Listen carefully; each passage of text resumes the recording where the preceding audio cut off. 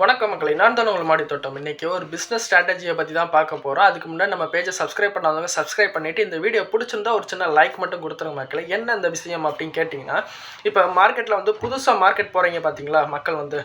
இப்போ நீங்கள் ப்ராடக்ட் எப்படி சொல்கிறோம், ஒரு எஃப்எம்சிஜி ப்ராடக்ட்டே வச்சுக்கோங்க. ஒரு எஃப்எம்சிஜி ப்ராடக்ட் எடுத்து நீங்கள் கடைக்கு போகிறீங்க, கடைக்கு போய் அப்ரோச் பண்ணுறீங்க, கஸ்டமரை நீங்கள் அப்ரோச் பண்ணுறீங்க, ஜென்ரல் பப்ளிக்கை அப்ரோச் பண்ணுறீங்கன்னா, ஃபஸ்ட்டு நீங்கள் வந்து ஜென்ரல் பப்ளிக்கை அப்ரோச் பண்ணுறத விட கடைக்காரங்களை அப்ரோச் பண்ணலாம். ஹோல்சேல் கடைக்காரங்க, ரீட்டைல் கடைக்காரங்க, இவங்கள வந்து நீங்கள் அப்ரோச் பண்ணுங்கள். எடுத்தோன்னே டெட் எண்டு போய் அவங்கள போய் நின்றுட்டீங்கன்னு வச்சுக்கோங்களேன், அவங்களுக்கு நீங்கள் ஒரு ரேட் ஃபிக்ஸ் பண்ணுவீங்க. இப்போ ஒரு 10 ரூபா பொருள்னு வச்சுக்கோங்களேன், வீட்டுக்கு போய் டோர் பை டோர் சேல்ஸ் பண்ணும்போது நீங்கள் 10 ரூபான்னு கொடுக்க முடியாது. அட்லீஸ்ட் நீங்கள் ஒரு 8 ரூபாய்க்காக அந்த சரக்கு நீங்கள் கொடுத்தாகும். 8 ரூபாய்க்கு நீங்கள் கொடுக்குறீங்கன்னா அடுத்து நீங்கள் ஹோல்சேல் அவங்க என்ன செய்வாங்கன்னா, வாங்குற மக்கள் இங்கே பக்கத்தில் கடை இருக்குன்னு நீங்கள் சொல்லுவீங்க. கடை இருக்குன்னு சொல்லும் போது அவங்களுக்கு ஒரு 6 ரூபாய்க்காவது நீங்கள் கொடுக்கணும் ரீட்டைலுக்கு. அப்போ ரீட்டைலுக்கு 6 ரூபா கொடுத்தீங்கன்னா ஹோல்சேலுக்கு அட்லீஸ்ட் நீங்கள் ஒரு 3 ரூபாய்க்கு அந்த சரக்கு நீங்கள் கொடுக்குற மாதிரி இருக்கும். 3 ரூபாய்க்குள்ளனா உங்களுக்கு அடுத்து உங்கள் லாபம் தனியாக இருக்குது. அதுக்கடுத்து வந்து உங்களோட மார்ஜின்லேருந்து எல்லாமே இருக்குது. ப்ரொடக்ஷன் பண்ணுற அசல்லேருந்து எல்லாமே உள்ளதாக இருக்குது. அதை நீங்கள் உங்களால் பண்ண முடியாது. எடுத்தோம் நீங்கள் டோர் பை டோர் சேல்ஸ் தயவு செஞ்சு பண்ணாதீங்க. பெரிய பெரிய கம்பெனிக்காரங்க பண்ணுவாங்க, பண்ணிட்டு போகிறாங்க, விட்டுருங்க. நம்மள மாதிரி சின்ன கம்பெனிக்காரங்க, அதாவது சின்ன லெவலில் பண்ணுறேன் பார்த்தீங்களா. இப்போ நான் வந்து சின்ன லெவலில் தான் பண்ணிகிட்டு இருக்கேன். நான் பெரிய லெவல் கம்பெனிலாம் சொல்லலை. நான் சின்ன லெவலில் தான் பண்ணுறேன். நான் சின்ன லெவலில் எடுத்து ஹோல்சேல் அட்டன் பண்ணுவேன், ரீட்டைல் அட்டன் பண்ணுவேன். 2 பேர் தான் அட்டன் பண்ணுவேன். இதில் வந்து 2 விஷயம் நான் வந்து முக்கியமான 2 விஷயம் சொல்கிறேன். தெரிஞ்சு வச்சுக்கோங்க, தெரியாத மக்கள் தெரிஞ்சுக்கோங்க. எனக்கு யாரும் சொல்லலை, அதனால நான் உங்களுக்கு எடுத்து சொல்கிறேன் இந்த வீடியோ வாயில வந்து. என்ன அந்த விஷயம், மொதல் விஷயம் என்ன விஷயம்னா, நீங்கள் எக்காரணத்தை கொண்டும் நீங்கள் வந்து பார்கெயின் கிடையாது. நீங்கள் எக்காரணத்தை கொண்டு வந்து அவங்க கஸ்டமர்கிட்ட நீங்கள் சொல்கிறீங்க, உங்கள் குவாலிட்டி என்றைக்குமே பெஸ்ட்டான குவாலிட்டின்றதை நீங்கள் ப்ரூஃப் பண்ணணும். நீங்கள் வந்து எப்படி ப்ரூஃப் பண்ணணும்னா, இப்போ நீங்கள் ஒரு 100 ரூபா ஒரு பொருள் சொல்கிறீங்கன்னு வச்சுக்கோங்களேன். ஒரு சாதாரண ஒரு பிஸ்கெட் பாக்கெட்டோ இல்லை சோப்போ இல்லை எண்ணெயோ எதாக இருந்தாலும் ஒரு எண்ணெய்ன்னு வச்சுக்கோங்க. எண்ணெய்ன்றதை 100 ரூபா சொல்லும் போது உங்களுக்கு ஈஸியாக இருக்கும். இப்போ எண்ணெய் வந்து உங்களோட ப்ராடக்ட் வந்து 100 ரூபா, அதாவது கடைக்காரங்களுக்கு கொடுக்குற ரேட் வந்து 100 ரூபான்னு வச்சுக்கோங்களேன். 80 ரூபாய்க்கு ஒருத்தன் கொடுப்பான், சரிங்களா. 80 ரூபாய்க்கு கொடுப்பான், 60 ரூபாய்க்கு கொடுப்பான். நீங்கள் அதை பற்றிலாம் கவலையே படாதீங்க, எதை பற்றி யோசிக்காதீங்க. உங்கள் ப்ராடக்ட் என்றைக்குமே காக்காய்க்கு தன் குஞ்சு பொன் குஞ்சு, இந்த மாதிரி கான்செப்டை மட்டும் மைண்டில் ஞாபகம் வச்சுக்கோங்க.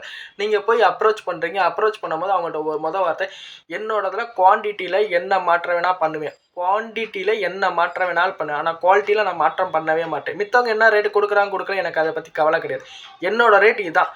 நீங்கள் வேணால் டெஸ்ட்டு கூட நீங்கள் பண்ணி பாருங்கள். நீங்கள் ஆணித்தரமாக அடித்து நின்னான்றத கஸ்டமர் அடிக்க சொல்ல, உங்கள் பேச்சில் வந்து அவ்வளோ நீங்கள் கான்ஃபிடென்ட்டான பேச்சு கொடுக்கும் போது அவங்களுக்கு ஒரு நம்பிக்கை வந்து உங்கள் ப்ராடக்ட் எடுக்க ஆரம்பிப்பாங்க. முதல் விஷயம். 2வது விஷயம் என்ன செய்யணும்னா, நீங்கள் வந்து ஒரு மார்க்கெட் பண்ணுறீங்கன்னு வச்சுக்கோங்களேன். ஒரு டென்ட்டு போட்டு நீங்கள் வந்து ப்ராடக்ட் வந்து எக்ஸ்போஸ் பண்ணுறீங்க அப்படின்னா கூட அவங்களோட தயவு இல்லாமல் தயவு செஞ்சு பண்ணாதீங்க. நீங்களாக போய்கிட்டு அந்த இடத்துல வந்து நான் மார்க்கெட் சேல்ஸ் பண்ணுறேன் அப்படின்னு சொல்லிட்டு ஒரு 100 ரூபா பொருளை வந்து நீங்கள் வந்து அந்த இடத்துல 100 ரூபாய்க்கு நீங்கள் விற்கக்கூடாது. ஒரு 100 ரூபா பொருளுக்கு நீங்கள் கடைக்காரங்க 100 ரூபா கொடுக்குறீங்கன்னா அட்லீஸ்ட் ஒரு 120 ரூபா 130 ரூபான்னு சொல்லி தான் அந்த இடத்துல விற்கும் போது அவனுக்கு 100 ரூபான்னு அவனுக்கு, அதாவது கடைக்காரனுக்கு நீங்கள் 100 ரூபா கொடுக்கணும், சரிங்களா. அவங்க 110 ரூபாய் 120 ரூபா விற்கிறது அவங்களோட விஷயம். அதை பற்றி நம்ம கண்டுக்க கூட கவலையே படக்கூடாது. அவங்க என்ன ரேட்டுக்கு வேணால் விற்றுட்டு போகிறாங்க, அதை பற்றி நம்ம கேட்கக்கூட கூடாது. அவன் 100 ரூபாய்க்கு விற்றாலும் சரி, 90 ரூபாய்க்கு விற்றாலும் சரி, அது ஏன் நம்ம எப்பயுமே கேட்கவே கூடாது. அதே மாதிரி நீங்கள் அவங்க கடைவாசலை வச்சு நீங்கள் சேல்ஸ் பண்ணும்போது 100 ரூபாய்க்கு விற்கவே கூடாது அந்த பொருள். நீங்கள் விற்க வேண்டிய ரேட்டு 120 130 இந்த மாதிரி தான் நீங்கள் விற்கணும். இல்லை நீங்கள் விற்கக்கூட வேணாங்க, நீங்கள் டிஸ்பிளேக்கு வைக்கிறீங்க, டிஸ்பிளேக்கு வச்சுட்டு என்னப்பா புதுசாக இருக்குப்பா எங்கேப்பா கிடைக்குதுன்னு அப்படின்னு கேட்டாங்க, இந்த அண்ணன் கடையில் தானே கிடைக்குது அப்படின்ற மாதிரி இந்த ஸ்ட்ராட்டஜியை நீங்கள் ஃபாலோ பண்ணுங்கள். எக்காரணத்துக்கு வந்து கடைக்காரங்க வாசல்லையோ இல்லை பக்கத்துலேயோ நின்று அந்த பொருளை மட்டும் விற்றுறாதீங்க. விற்றீங்கன்னா எக்காரணத்துக்கு வந்து அந்த கடைக்காரங்க கடைசி வரைக்கும் அந்த பொருள் வாங்கவே மாட்டாங்க. இது 2வது விஷயம். 3வது ஒரு விஷயம் இருக்குது. என்ன இந்த விஷயம் கேட்டிங்கன்னா, 3வது என்ன இந்த விஷயம் நீங்கள் கேட்டுக்கிட்டீங்கன்னு வச்சுக்கோங்களேன். சிம்பிளான ரீசன். இப்போ உங்கள் ப்ராடக்ட் வந்து எக்ஸ்பைரி ஆகுதுன்னு வச்சுக்கோங்களேன்.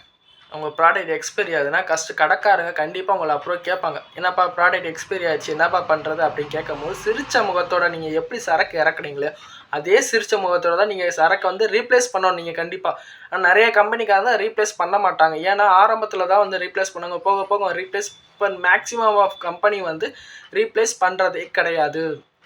அப்படி ரீப்ளேஸ் பண்ணாத இடத்துல உங்களுக்கு ஒரு ஆஃபர் கிடைக்கும். அவங்க ரீப்ளேஸ் பண்ணாத இடத்துல உங்களுக்கு ஆஃபர் கிடைக்கும். நீங்கள் என்ன சொன்னால், நான் ரீப்ளேஸ் பண்ணி தரேன், என்னோடய ப்ராடக்ட் நான் ரீப்ளேஸ் பண்ணுறேன்னு சொல்லி நீங்கள் சிரிச்ச முகத்தோட ரீப்ளேஸ் பண்ணாதான் உங்கள் மார்க்கெட்டு அங்கே நிற்கும், சரிங்களா. உங்கள் மார்க்கெட்டை நிற்கும். உங்கள் ப்ராடக்ட் எடுத்து சொல்லும். அவங்கள்ட்ட நீங்கள் ஒன்று வந்து கேட்கலாம், சரிங்க நான் உங்களுக்கு ஒரு ஹெல்ப் பண்ணுறேன், நீங்கள் எனக்கு ஒரு ஹெல்ப் பண்ணுங்கள். இந்த மாதிரி பிஸ்னஸில் வந்து ஒரு அட்ஜஸ்ட்மெண்ட் வந்து கண்டிப்பான ஒரு பாண்டிங் இருந்துகிட்டே தான் இருக்கணும். நமக்கும் கடைக்காரங்களுக்கும் ஒரு பாண்டிங் வந்து இருந்துகிட்டே தான். அப்படி இருக்கும் போது தான் நம்ம ப்ராடக்ட்டு இன்னும் நல்லா ரீச் ஆகும். அதுக்கு நான் ப்ராடக்ட் கொடுக்கும்போது நீங்கள் கெடுதலான ப்ராடக்ட் கொடுங்கன்னு நான் சொல்ல வரல. நல்ல ப்ராடக்ட்டே வந்து உங்கள் ப்ராடக்ட் உங்களுக்கு தெரியும்ல, என் ப்ராடக்ட் எதுங்க, நான் துணிஞ்சு சொல்லுவேங்க. நான் எங்கே போனாலும் துணிஞ்சு சொல்கிறது என் ப்ராடக்ட்டு தங்கங்க. நீங்கள் எங்கே வேணாலும் டெஸ்ட் பண்ணுங்கள், என்ன வேணாலும் பண்ணி பாருங்கள், ஆனால் என் ப்ராடக்ட் தங்கம். இதில் மட்டும் நான் வந்து தெளிவாக இருப்பேன் நான். அதே மாதிரி எனக்கு ஒரு சின்ன ஒரு சம்பவம் நடந்துச்சு. என்ன சம்பவம்னா, ஒரு கடை வாசல் நடந்தது தான், ஒரு கடையில் நடந்தது தான். என்ன அந்த சம்பவம்னா, நான் என்ன பண்ணிக்கிட்டு இருக்கேன், அதாவது செக்கு நல்லெண்ணெய் பண்ணிக்கிட்டு இருக்கேன். நல்லெண்ணெய் பண்ணும்போது அந்த கடையில் வந்து மெயினான 2 கம்பெனிக்காரங்க, ஒருத்தவங்க வந்து ஹார்ட்டு, இன்னொருத்தவங்க மிஸ்டர் தங்கம், சரிங்களா. இந்த 2 பேரோட ப்ராடக்டை வந்து வச்சுருக்காங்க. 3வது என் ப்ராடக்ட் வச்சுருக்காங்க. அவங்க வந்து கேட்டது எப்படி கேட்குறாங்க, என் ப்ராடக்ட் எடுத்தவங்களால சொல்ல தெரியலை. ஃபஸ்ட்டு வந்தோடனே நல்லெண்ணெய் கொடுங்கண்ணே, செக்கு நல்லெண்ணெய் கொடுங்கண்ணேன்னு கேட்டோன்னே அவங்க எடுத்து கொடுத்தா ஹார்ட் ப்ராடக்ட் எடுத்து கொடுத்தாங்க. ஹார்ட் ப்ராடக்ட் இல்லைங்க அப்படின்னா மிஸ்டர் தங்கத்தை எடுத்து கொடுத்தாங்க. இதுவான்னு கேட்டாங்க. இதுவும் இல்லை, அன்னைக்கு நீங்கள் ஒன்று கொடுத்தீங்கல்ல அதை கொடுங்க அப்படின்னு சொல்லி என் ப்ராடக்ட் எடுத்து கொடுக்கும் போது எனக்கு அந்த இடத்துல ஒரு சந்தோஷம். ஆனால் இந்த சந்தோஷத்தை ஹார்ட்டுக்கிட்டே தான் வைக்கணும், இதயத்துக்கிட்டே தான் நீங்கள் வச்சுக்கணுமே தவிர தலைக்கு கொண்டு போகணும். தலைக்கு கொண்டு போகிற மாதிரி இருந்துச்சுன்னா அப்பயே அந்த கொம்பை உடச்சிடணும். நீங்கள் உடச்சாதான் உங்களுக்கு அடுத்து நீங்கள் இன்னும் இம்ப்ரூவ்மெண்ட் பண்ணி இன்னும் ஓட்ட முடியும், ரன் பண்ண முடியும். தலைக்கு ஏறிக்கிச்சு, தலகணம் ஆயிடுச்சுன்னு தயவு செஞ்சு மார்க்கெட்டை அதோட நீங்கள் மறந்துடணும், சரிங்களா. இந்த 3 விஷயத்த மட்டும் நீங்கள் ஃபாலோ பண்ணிகிட்டே வந்தால் மட்டும்தான் உங்கள் மார்க்கெட்டில் நீங்கள் ஸ்டடி பண்ண முடியும். அதே மாதிரி மார்க்கெட்டில் வந்து எப்பயுமே வந்து எல்லாரையும் நீங்கள் சாட்டிஸ்ஃபை பண்ண முடியுமான்னு கேட்டால் சாட்டிஸ்ஃபை பண்ண முடியாது. ஒருத்தவனுக்கு நைட் சாப்பிட்றதுக்கு இட்லி பிடிக்கும், இன்னொருத்தவனுக்கு இட்லிலே வந்து சாம்பார் ஊற்றணும், ஒருத்தனுக்கு சட்னி ஊற்றினா தான் பிடிக்கும், ஒருத்தனுக்கு கறி குழம்பு ஊற்றினா தான் பிடிக்கும், ஒருத்தனுக்கு பொடி வச்சு சாப்பிட்டா தான் பிடிக்கும். ஒவ்வொருத்தனுக்கும் ஒவ்வொரு மாதிரி தான் இருக்குது. ஆனால் எல்லாரையும் நீங்கள் சாட்டிஸ்ஃபை பண்ண முடியுமான்னு கேட்டால் சத்தியமாக சாட்டிஸ்ஃபை பண்ண முடியாது. ஆனால் ஒன்று பண்ணலாம். என்ன பண்ணலான்னு கேட்டிங்கன்னா, உங்களோட ப்ரிஃபரன்ஸுக்கு அவங்கள நீங்கள் அவங்களுக்கு ஏற்ற மாதிரி நீங்கள் ப்ரிஃபரன்ஸ் கொண்டு போகலாம், சரிங்களா. உங்களோட ப்ராடக்டை பார்க்கும்போது குறை சொல்லாமல் இருக்கணுமா, அதுக்கேற்ற மாதிரி நீங்கள் ப்ராடக்ட்டு என்ன மாதிரி இருக்குன்னு வாரம் கடைக்காரன்ட்ட காது கொடுத்து நீங்கள் கேட்கணும். நம்ம ப்ராடக்ட் எப்படின்னு இருக்குது, என்னென்ன சொல்கிறாங்க, நம்ம ப்ராடக்ட் எந்த லெவலில் நல்லா போயிட்டுருக்கு அப்படின்ற மாதிரி நீங்கள் கேட்டுக்கிட்டே இருக்கணும் அவங்ககிட்ட வந்து. அதே மாதிரி அவங்க ஒரு குறை சொன்னாங்கன்னா அக்செப்ட் பண்ணணும். சரி, நான் கண்டிப்பாக நான் இந்த குறையை அடுத்த தடவை நடக்காத அளவுக்கு நான் பார்த்துக்கிறேன்ன்ற அளவுக்கு நீங்கள் வந்து எடுத்து சொல்லணும். மெயினான விஷயம், நீங்கள் அந்த கடைக்கு போகக்கூடாது, போனவர் திட்டுவார் அப்படின்னு நினச்சி போகாமல் மட்டும் இருந்துடாதீங்க. அப்படி போகாமல் இருந்தீங்க உங்களோட பாண்டிங் அன்னையோட முடிஞ்சு போயிடும். நீங்கள் போய் என்ன ஏதுன்னு அவங்கள்ட்ட காது கொடுத்து கேட்கணும். நான் ஃபஸ்ட்டு ஒரு விஷயம் சொன்னேன் தெரியுமா, உன்னையோட ரேட்டு கம்மியாக கிடைக்குது, உன்னையோட குவாலிட்டி வந்து, ஆனால் உன்னையோட குவாலிட்டி கம்மியாக தான் இருக்கும், உன்னையோட ரேட்டும் கம்மியாக தான் இருக்கும் அப்படின்ற கஸ்டமர்கிட்ட வந்து நீங்கள் எவ்வளோதாலும் முயற்சி பண்ணாலும் ஓரளவுக்கு தான் உங்களால் வந்து அந்த கடையில் வந்து அப்ரோச் பண்ண முடியும். இல்லைண்ணே நம்ம வந்து குவாலிட்டி நல்லா இருக்கும்னே, ரேட்டு இந்த அளவுக்கு இருக்குண்ணே, குவாலிட்டிக்கு ஏற்ற மாதிரி தானே ரேட்டு அப்படின்னு சொல்லி அவங்க கேட்காம, இல்லை எனக்கு இதுதான் வேணும்னு ரொம்ப அடம் பிடிச்சாங்கன்னா கையெடுத்து கும்பிட்டுட்டு அடுத்த கடைக்கு நீங்கள் மாறி போயிருங்க. உங்கள் தொண்டை தனியாக அந்த கடையில் வச்சு வேஸ்ட் பண்ணுறது ரொம்ப வேஸ்ட் என்னை பொறுத்த வரைக்கும். எனக்கு இந்த மாதிரி சம்பவம் இன்னொரு கடையில் நடந்துச்சு. நான் அந்த கடைக்கு கொடுக்கும் போது 1/2 லிட்டர் எண்ணெய் பாட்டில் ஒரு சோப்பு வச்சு ஃப்ரீயாக கொடுக்குறேன் நான். அது தீபாவளி டைம் நெருங்குது, ஸோ நம்ம வந்து இப்போ அப்ரோச் பண்ணி பார்ப்போம்னு சொல்லி அப்ரோச் பண்ணுறேன். அவங்க வந்து பேக்கெட் ஐட்டம் தான் என்ன யூஸ் பண்ணுறாங்க, நான் வந்து பாட்டில் ஐட்டம் கொடுக்குறேன். பாட்டில் ஐட்டம் கொடுக்கும்போது அவர் என்கிட்ட என்ன சொன்னார்னா, எனக்கு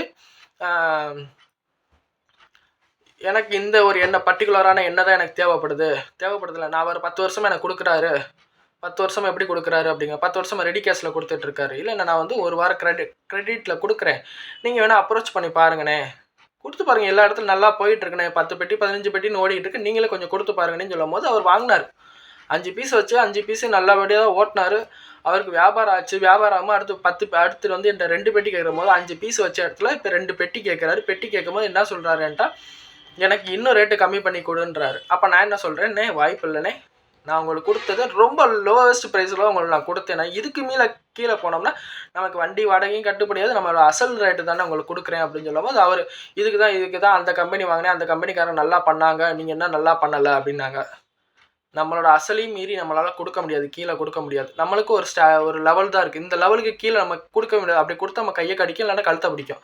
2ல் ஏதாவது ஒன்று தான் பண்ணும். அப்படி இருக்கும் பட்சத்தில் அந்த கஸ்டமர் வேணான்னு சொல்லிட்டு பழைய கஸ்டமருக்கே நீங்கள் வந்து அப்ரோச் பண்ணிகிட்டே போயிட்டே இருக்கலாம். நீங்கள் வந்து புதுசாக ஒரு கஸ்டமர் போகிறீங்க, பார்க்குறீங்க, அப்ரோச் பண்ணுறீங்க, அவங்கள்ட்ட வந்து எடுத்து சொல்கிறீங்க, காது கொடுத்து கேட்குறாங்க பார்த்தீங்களா, அந்த கஸ்டமர் அப்படிங்க. காது கொடுத்து கேட்காத கஸ்டமர் கோடி கும்பிடு போட்டு நன்றி வணக்கம்னு சொல்லிட்டு போய்கிட்டே இருங்க.